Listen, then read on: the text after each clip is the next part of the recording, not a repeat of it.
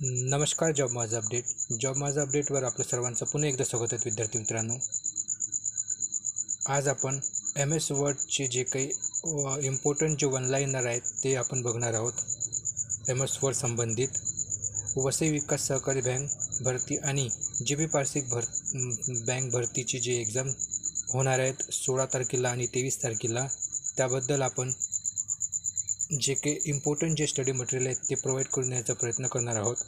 त्याच्यामुळे आजचा व्हिडिओ हा खूप महत्त्वपूर्ण असेल. याच्या आधीसुद्धा काही व्हिडिओ चॅनलवर अपलोड करण्यात आलेले आहेत, ते सुद्धा व्हिडिओ बघून घ्या. परीक्षेच्या दृष्टिकोनातून महत्त्वपूर्ण असेल. आणि याआधी एक बँकेच्या संबंधित एक इम्पॉर्टंट व्हिडिओ अपलोड करण्यात आलेला आहे, तो सुद्धा बघून घ्या. तर चला व्हिडिओला सुरुवात करूया. आज आपण फक्त एम एस वर्ड जे आहेत मायक्रोसॉफ्ट ऑफिसचं, त्यामध्ये जे काही इम्पॉर्टंट वन लाईनर आहेत परीक्षेच्या दृष्टिकोनातून ते बघणार आहोत. तर चला व्हिडिओला सुरुवात करूया.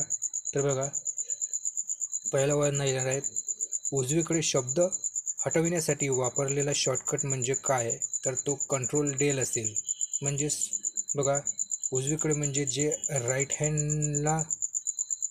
हँड करेल जे काही अक्षर असतील, म्हणजे एक शब्द असेल, सपोज उदाहरणार्थ बघा विद्यार्थी म्हणते की हा एम एस वर्डमधील हा वन लाईनर हा जो शब्द आहे, हा शब्द उजवीकडे डिलीट करण्यासाठी म्हणजे उजवीकडून कट करण्यासाठी, उजवीकडून म्हणजे ह्या डायरेक्शनला कट करण्यासाठी आपण कोणती शॉर्टकट की वापरतो? तर कंट्रोल प्लस डेल. म्हणजे कंट्रोल प्लस डिलीट हे की दाबलं की हा पूर्ण शब्द हा उजवीकडून डिलीट होतो असा. आणि त्यानंतर बघा, एम एस वर्ड 2010मधील म्हणजे एम एस वर्ड 2010ची गोष्ट सुरू होती. एम एस वर्ड 2010मधील परिच्छेदातील अंतर दुप्पट करण्यासाठी Ctrl+2 हा शॉर्टकट की वापरला जातो. तर बघा, एम एस वर्ड 2010 हे जे व्हर्जन होतं, यामध्ये परिच्छेद म्हणजेच पॅसेजमधील जे काही डिस्टन्स असते विद्यार्थी मित्रांनो, अंतर, ते अंतर दुप्पट करण्यासाठी शॉर्टकट की कोणती वापरली जाते? तर ते Ctrl+2 हे शॉर्टकट की वापरली जाते, हे लक्षात असू द्या. त्यानंतर बघा, एम एस वर्ड 2010मध्ये टेबल टॅबमध्ये टॅब की दाबल्यास कर्सर टेबलच्या पुढे सेलकडे जातो. तर बघा, यामध्ये काय म्हटलं आहे की एम एस वर्ड 2010मध्ये टेबलमध्ये टॅब की दाबल्यास, टेबल्स जे असतात, आपण एम एस वर्डमध्ये जे टेबल्स जे इन्सर्ट करतो, यामध्ये टॅब की दाबल्यास कर्सर टेबलच्या पुढील सेलकडे जातो. जे आपली जी काही कम्प्युटरची कीबोर्डची जी टॅब की असते, ते टॅब की प्रेस केली असता या कॉलममधील जे काही नेक्स्ट जे कॉलम आहेत, त्या नेक्स्ट कॉलममध्ये ते जे आहे ते कर्सर जो ऑटोमॅटिक जातो विद्यार्थी मित्रांनो. त्यानंतर बघा, एम एस वर्ड 2010मध्ये शब्दलेखन तपासण्यासाठी, म्हणजेच शब्दलेखन म्हणजे बघा विद्यार्थी मित्रांनो, इथे ग्रामर जे असते, ग्रामरचं जे स्पेलिंग असते इंग्लिशमध्ये, ते ग्रामर तपासण्यासाठी एक शॉर्टकट की असते. ती कोणती असते? तर F7 या शॉर्टकट कीचा आपण ग्रामर एडिटिंग म्हणजे ग्रामर चेकसाठी आपण याचा उपयोग करतो. एवढंच नाही विद्यार्थी मित्र, एम एस वर्ड 2010च नाही तर आतासुद्धा ग्रामर तपासण्यासाठी म्हणजे चेक करण्यासाठी F7चा उपयोग करतो आपण, की कुठे स्पेलिंग मिस्टेक झाला आहे का त्याबाबत. त्यानंतर बघा, मजकूर मध्यभागी ठेवण्यासाठी शॉर्टकट की Ctrl+E चा वापर केला जातो. तर बघा, एम एस वर्डमध्ये कोणताही जो काही डेटा असेल आपल्याला, किंवा कोणताही एखादा पॅरेग्राफ आहे, तर तो पॅरेग्राफ किंवा जो काही टेक्स्ट असेल विद्यार्थी मित्रांनो, तो टेक्स्ट सेंटरवर आणण्यासाठी, म्हणजे टेक्स्टला सेंटर पोझिशनवर आणण्यासाठी कोणती शॉर्टकट की वापरली जाते? तर Ctrl+E या शॉर्टकट कीचा वापर केला जातो. तर बघा विद्यार्थी मित्र, त्याच्या व्यतिरिक्त कोणताही टेक्स्ट लेफ्ट डायरेक्शनला नेण्यासाठी Ctrl+Lचा उपयोग केला जातो, आणि तोच टेक्स्ट राईट डायरेक्शनला नेण्यासाठी Ctrl+R चा उपयोग केला जातो, हे सुद्धा लक्षात असू द्या. त्यानंतर बघा, एम एस वर्डमध्ये सुपरस्क्रिप्टसाठी आपण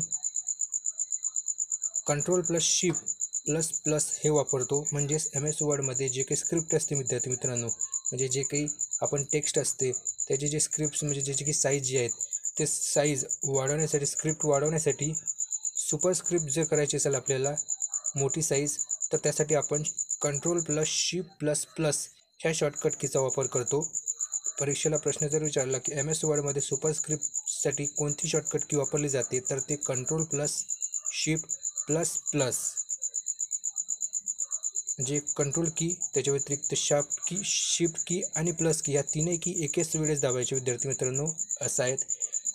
आम्ही MS वर्ड 2010मध्ये सबस्क्रिप्टसाठी कंट्रोल प्लस वापरतो. तर बघा विद्यार्थी मित्रांनो, इथे सुपरस्क्रिप्टसाठी कंट्रोल शिफ्ट प्लस आहे आणि सबस्क्रिप्टसाठी फक्त कंट्रोल प्लस आहेत. हे लक्षात असू द्या की ऑप्शनमध्ये जर कंट्रोल प्लस शिफ्ट प्लस असेल तर ते सुपर, आणि ऑप्शनमध्ये फक्त कंट्रोल प्लस असेल तर ते सबस्क्रिप्ट असेल. त्यानंतर बघा प्रश्न क्रमांक 8, MS वर्ड 2010मध्ये ॲप्लिकेशनमध्ये कमाल झूम म्हणजेच मॅक्झिमम जे काही झूम असेल विद्यार्थी मित्रांनो, MS वर्ड 2010ची गोष्ट बघा, त्यामध्ये 500% असेल आणि मिनिमम जे झूम आहेत ते 10% आहेत विद्यार्थी मित्रांनो, हे लक्षात असू द्या. MS word 2010. त्यानंतर बघा MS वर्ड 2010 हे डॉक्युमेंट बंद करण्यासाठी कीबोर्ड शॉर्टकट की कंट्रोल W वापरतात. म्हणजेच बघा की MS वर्ड 2010 असो किंवा MS वर्डचं कोणतंही डॉक्युमेंट असो, ते बंद करण्यासाठी, क्लोज करण्यासाठी आपण Ctrl+W चा उपयोग करतो. त्यानंतर आणि कोणतंही डॉक्युमेंट ओपन करायचं असेल तर त्यासाठी आपण Ctrl+O चा वापर करतो. त्यानंतर बघा एडिटिंग म्हणजे डेटाचे मूल्य बदलणे होय. तर बघा कोणत्याही MS वर्डमध्ये आपण जेव्हा डेटा एडिट करतो तर डेटा एडिटिंग म्हणजेच त्यामधील काही जे मूल्य म्हणजे जे काही तेथील जे काही टेक्स्ट असेल त्यामध्ये ॲड करणे किंवा कमी करणे म्हणजेच डेटाचं मूल्य बदलणे होय. त्यानंतर बघा फॉर्मॅटिंग म्हणजे डेटाचा फॉर्म आणि फॉर्मॅट बदलणे होय. तर बघा फॉर्मॅटिंग म्हणजे काय असते, तर डेटाचा जो फॉर्म आहेत, प्रकार आहेत, तो बदलणे. त्यानंतर बघा क्रोम ब्राउझरमधील वर्तमान टॅबच्या डावीकडे ब्राउझर टॅब सक्रिय करण्यासाठी Ctrl+पेजअपचा वापर केला जातो. बघा जेव्हा आपण कम्प्युटरवर काम करत असतो तेव्हा क्रोम ब्राउझरमध्ये जेव्हा आपल्याला जर टॅबच्या डावीकडे ब्राउझर टॅब जे असते, म्हणजे टॅब आहे, त्या टॅबच्या डावीकडे ब्राउझर टॅब सक्रिय म्हणजे ॲक्टिव्ह करण्यासाठी आपण Ctrl+पेजअपचा वापर करू शकतो. त्यानंतर आणखी काही महत्त्वपूर्ण प्रश्न त्याच्याबद्दलच.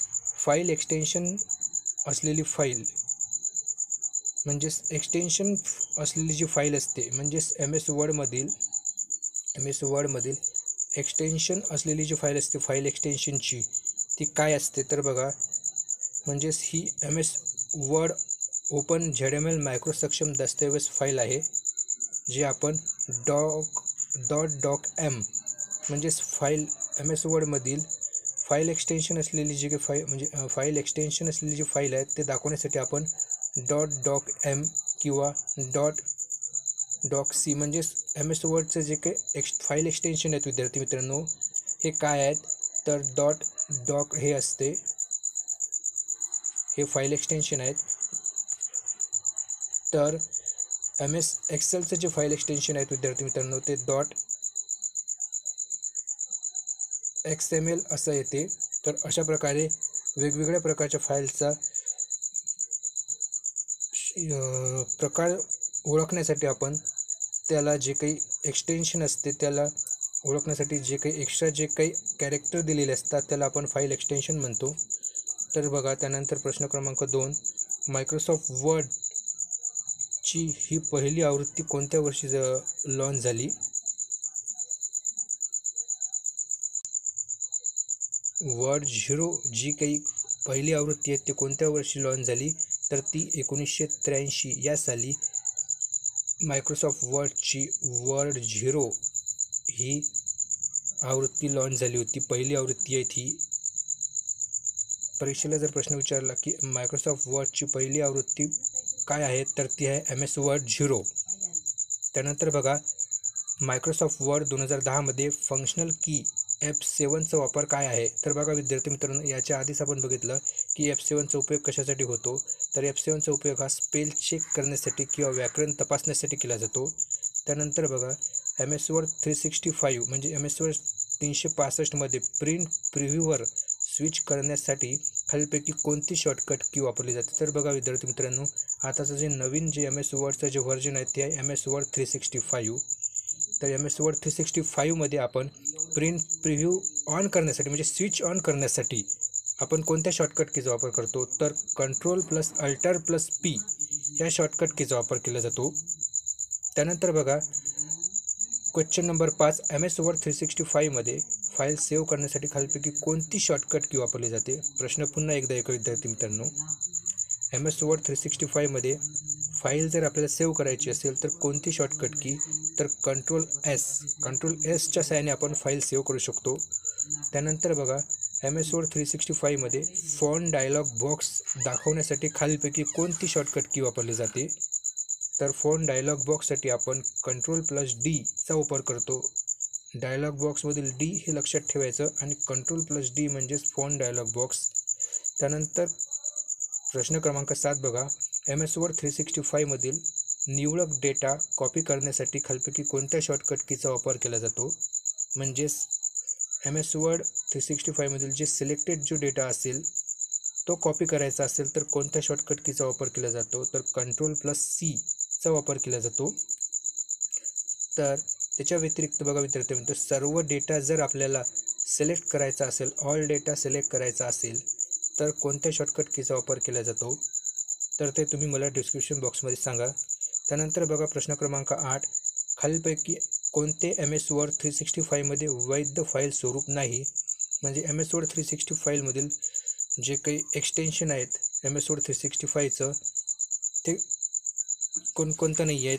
याच्यामध्ये बघा इथे ऑप्शन नाही दिले आहेत, परंतु बघा .dcp नावाचं कोणत्याच प्रकारचं MS वर्डचं जे आहे ते फाईल एक्सटेन्शन नसते विद्यार्थी मित्रांनो. तर बघा .doc असं असते. त्यानंतरचा प्रश्न बघा विद्यार्थी मित्रांनो, MS वर्ड 365मध्ये फाईल प्रिंट करण्यासाठी कोणती शॉर्टकट की वापरली जाते?